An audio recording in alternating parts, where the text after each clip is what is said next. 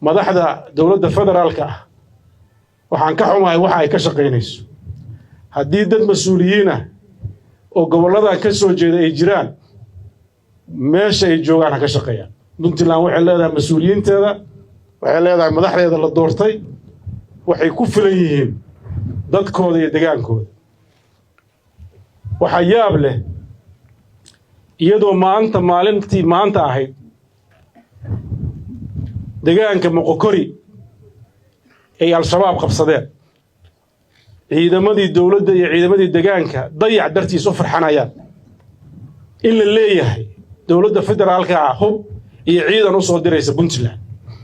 waxaa lagaga aamusay oo runtii lagu dacweyn dawladda federaalka gaboodfalkii ay ka geysatay Jubbaland iyo deegaanka Raskamboni iyadoo dagaal furinta ka furan yahay ayay waxay u daadgureysay ciidamo waxay samaysay sharaf dil waxa ay kaliftay in ciidamadii Soomaaliyeed ee calanka Soomaaliya huwanaa ay u cararaan dal kale oo shisheeye ah isu dhiibaan iyagoo bangalyo raadinay runtii taariikh cusub oo horay aan Soomaaliya uga dhicin bay ahayd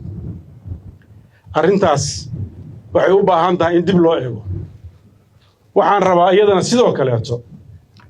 in dadka Soomaaliyeed si dhab u ogaadaan dawladda